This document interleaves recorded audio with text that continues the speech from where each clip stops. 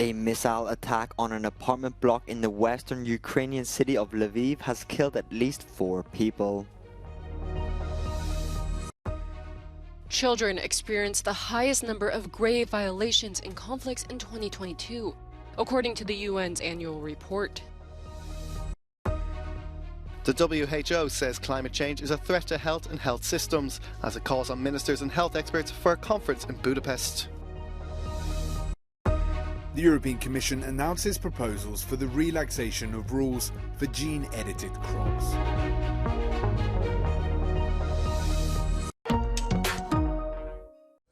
At least 4 people are reported to have been killed in an apparent Russian airstrike on apartments in the western Ukrainian city of Lviv. The missile struck a residential area during the night, causing the top floors of one apartment block to collapse. Shock survivors spoke of their terrifying experience. Я приїхала назад, і тут вже дізналася, що мама загинула, сусіди загинули. На даний момент, вроді би, походу, якби я з 4-го поверху одна залишилася. Просто чудо. Якби не рятувальники, ми б не вийшли з квартири. Рятувальники виламали двері і випустили нас. Все, залишилися без квартири, без нічого. Все. Більше не можу говорити.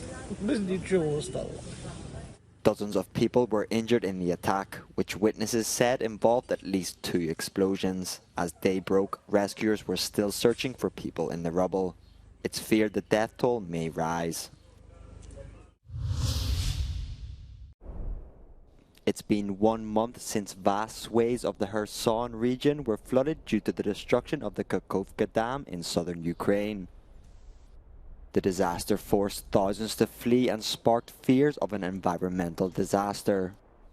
1 month on and the water may have drained away, but it's left a continuing picture of destruction. Many residents feel abandoned. Наш председатель сказав, тепер вже нема, вода не прибуває, своїми силами управляйтеся. А де, а гроші треба, хто даром буде що робити? Outside, the ground from which the water receded is now a dark brown colour made up of dead grass, destroyed crops and mud. The UN and aid agencies are in the region, but the consequences of the burst dam and the floods will be felt for months, if not years to come.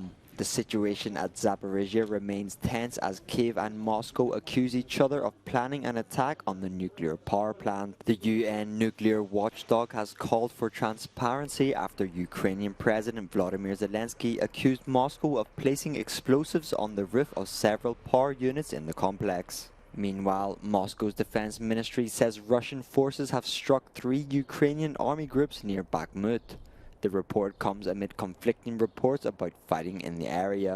Kyiv says it is making partial gains.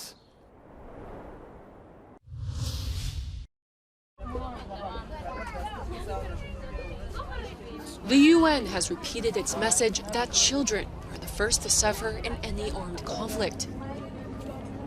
In its annual report, it has verified the highest ever number of grave violations at more than 27,000. New areas of concern include Haiti, Niger, Ethiopia, and Ukraine. However, the highest numbers were verified in long-standing protracted conflicts, including those in the Democratic Republic of the Congo and Somalia.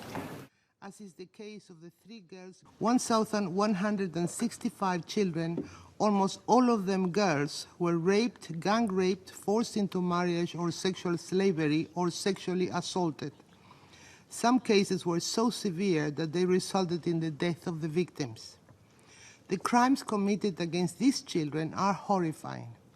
In 2022, the United Nations verified 3,931 incidents of the denial of humanitarian access to children.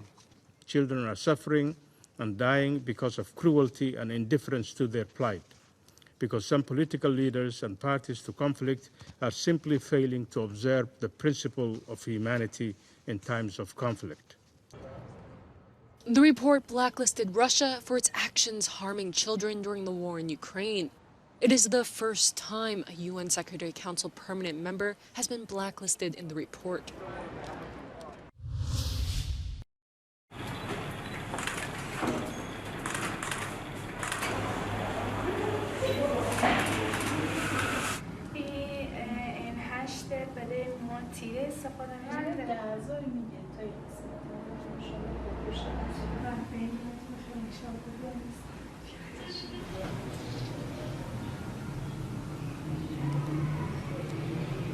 یک سال میشه که در این آرایشگاه کار میکنم. یکی دو روز میشه که از طرف طالبات لایحه پخش شده که آرایشگاه را میخواین بسته کنن. لطفاً ازتان تقاضا میکنیم این کار را نکنین، به خاطر که ما به خاطر یک چند روپیه حلال با پیدا کردنش اینجا آمدیم. مکتب سر زنا بند، آرایشگاه بند، هیچ قسم زن در جامعه چه حق زندگی کردن نداره. فکر میکنم دیگه مسجد که بشه باید با خونه بشینم بیکار بی همه چی دیگه رنج میشم، مریض میشم. تنها امید من همی بود که می آمدم اینجا ساعت نتیر بود دیگه با خونه که برو خود من بفهم دیگه تنها باشم دیگه بی از مریض میشم.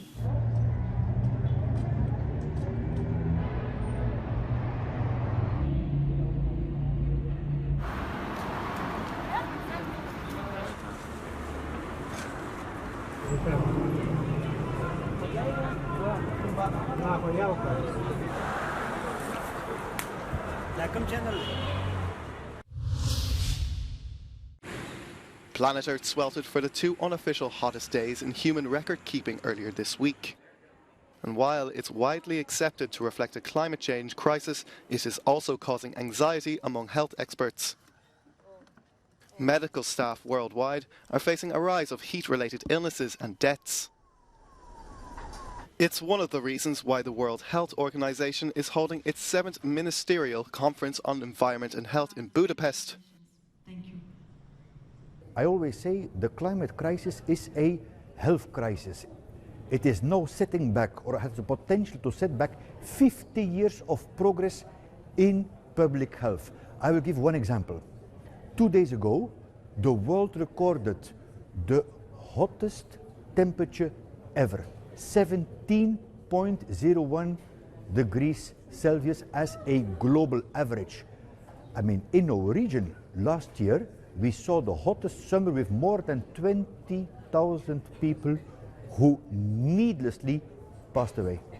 The WHO is calling on the 46 countries from Europe and Central Asia, along with ministers and experts at the conference, to produce an action plan.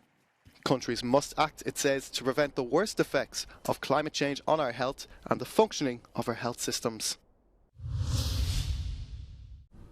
Meta's rival to Twitter, Threads, gathered more than 10 million users within hours of its launch, even though it's not available yet in Europe. The rollout in the EU has been delayed for regulatory reasons. It opened with a welcome message from creator Mark Zuckerberg and very quickly amassed customers. I think that the key for this for Meta will be that it gets as many people on as quickly as possible. It makes it as accessible as possible. It has content creators and content that appeals to a broad mainstream audience, and that brands feel that it's a safe space for them to carry on maybe what they've been trying to do and what they've been able to do up until recently on Twitter.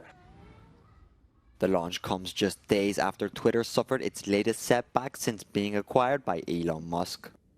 It has lost swathes of users over controversial decisions, including sacking moderation teams and turning account verification into a paid service. It will only be offered in the EU after Meta clarifies the consequences of the bloc's new digital markets regulation.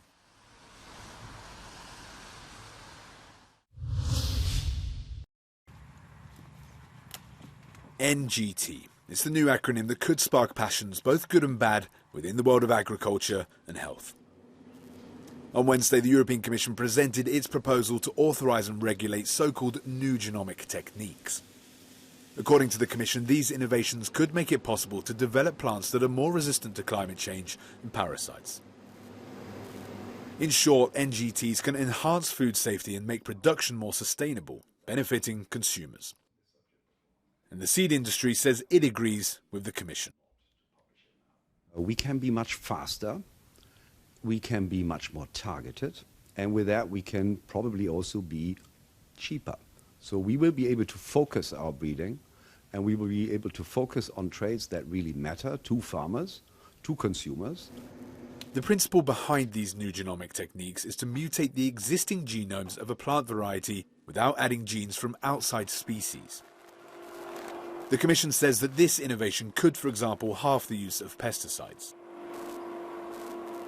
But for environmental organisations, NGTs are just GMOs, otherwise known as genetically modified organisms. Some years ago, the highest court in Europe made a ruling and said very clearly that new genomic techniques are GMOs. Legally, politically, scientifically, this is all sorted out. So far, there's very limited research done how they could impact nature, how they could impact human health. And to make it more concrete, if you think about butterflies, about bees and our pollinators, there haven't been really comprehensive research if they might be impacted or not. And you think before you can put them in nature, you should do some basic safety checks. For think tanks and NGOs, the Commission's proposal removes labelling requirements and safety controls, resulting in a lack of transparency for consumers and producers. The debate is now open, though, and it's up to EU countries and the European Parliament to give their views on these new technologies.